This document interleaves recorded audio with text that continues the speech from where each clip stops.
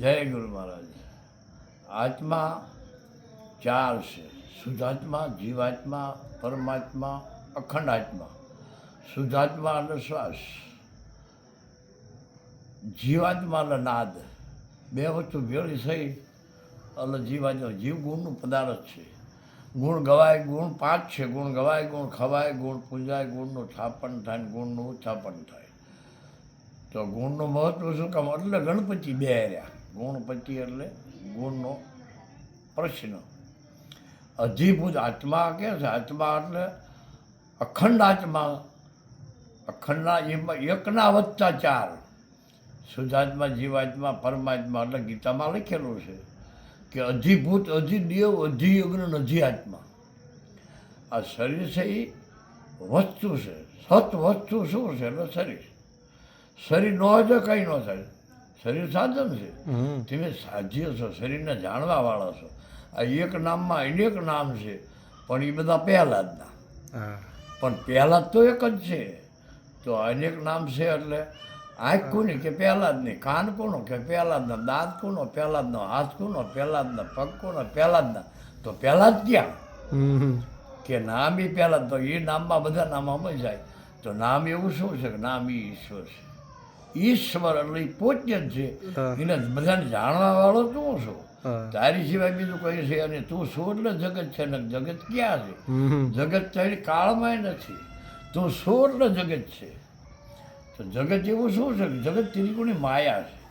રજોગુણ, સત્વગુણ ને તમોગુણ છે. રજોગુણ છે એ માનો કણ નથી, અને સત્વગુણમાં કણ છે. આ બે ગુણ ભેગા થાય ત્રીજું થાય તમોગુણ. એટલે જીવ થયો એટલે હું કરે.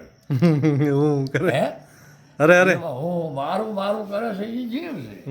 આત્માને મારું નથી ને તારું નથી. આત્મા આખા વિશ્વનું એક જ છે. આત્મા બે નથી, જીવ અનેક છે. એક આત્મામાં બધા જીવ અને બધામાં આત્મામાં એક ઈશ્વર. બધાના શરીરમાં ઈશ્વર તો એક જ છે. ઈશ્વર બે નથી. આખી સૃષ્ટિ આત્મામાં છે ને આત્મા આખી સૃષ્ટિમાં એનું તત્વ છે. આત્મા તત્વ ચીના વિના સર્વ સાધના જૂઠી જૂઠી. આત્મા તત્વ એટલે શ્વાસ. શ્વાસ નથી તોય કંઈ નથી. આ શ્વાસ નિર્બલિયારી. શ્વાસ છે એટલે બધું છે. શ્વાસ જીવો એટલે કોઈનું કોઈ નથી. આપણા ઘરે બાબો આવે એટલે રાજી થાય, પણ શ્વાસ ન આવતો હોય તો નામ ન પડે. તો નામનો મહિમા શું કામ છે? નામ નિરાકાર છે. તો આત્મા એને જોડાણ છે. નામ એ જ ઈશ્વર તેમાં કહે છે. નામ રહ્યું નિરાકાર છે તો આત્મા નિરાકાર છે. એ આત્મા તું છો એટલે કે છે પહેલા જ નામ કોનું કે એ હું કરે એ આત્મા જ. આત્મા બે કીધું ને, જીવાત્મા અને અખંડ આત્મા. તેમાં બેનું વર્ણન થયું.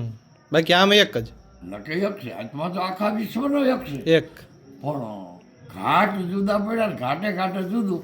ઈશ્વર છે એટલે નામ પડ્યું એટલે નામ એ ઈશ્વર તેમાં જોડાણ છે.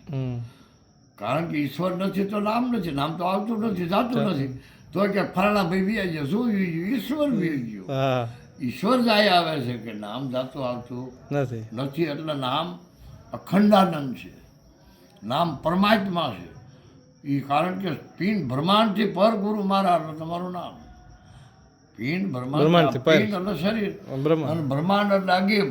હવે ઈથી ને પર તો ગુરુ મહારાજ એ ક્યાં કે એ નામ. બરોબર. તો નામ ઈશ્વર તેમાં છે. હવે ક્યાં પોગાડ્યું?